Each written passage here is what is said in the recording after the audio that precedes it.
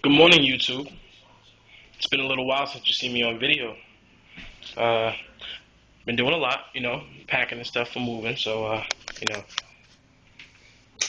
uh, that's what I have left right now. I know it doesn't look like I did a lot, but you would have seen it before.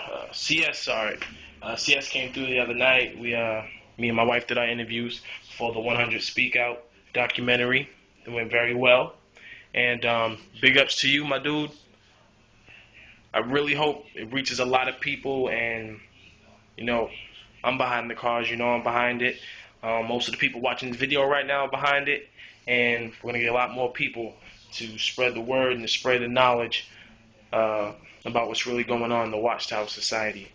Uh, I was making this video because I kind of had a little thing that I wanted to talk about, or, just kind of ask about, if anyone's ever thought about it, that the Watchtower Society allows, well, not allows, but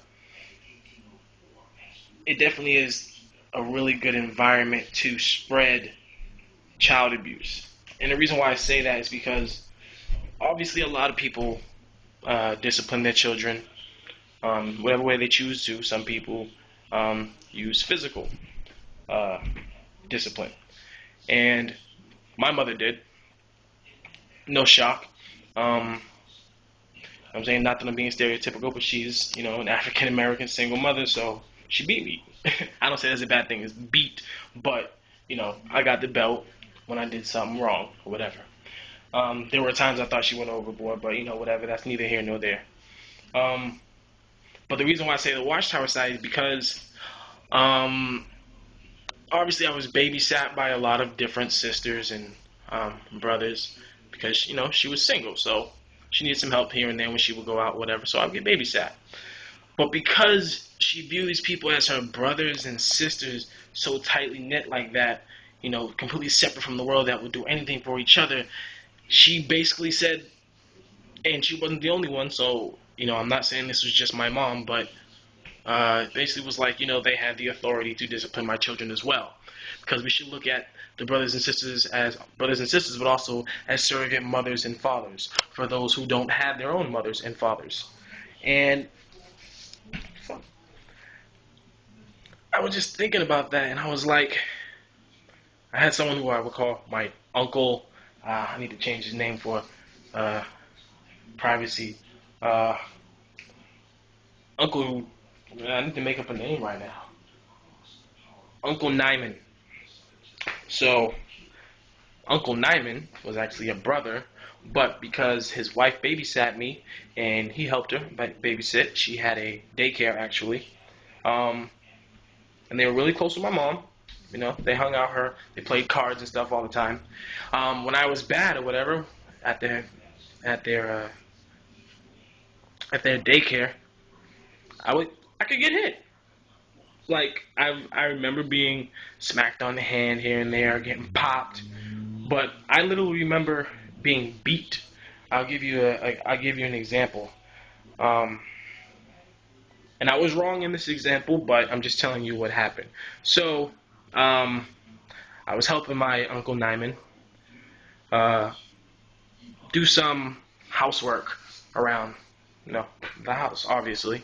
And at some point, I went to go take a rest, and I sat on these stairs in the back of the house. And I saw a Swiss Army knife sitting there. Now, obviously, I should have known it was his, but truth be told, I didn't know if it was his, someone else who was there, or whatever. I was young, I was a boy, I liked pointy things. So I took it. So I went home, I took it, hid it under my mattress and everything like that. Later on that night, my mom gets a phone call. Uncle Norris, Uncle Nyman says, Uncle, what do you, he was looking for he was asking if anyone had seen his knife. And I told my mom, no, I didn't see it.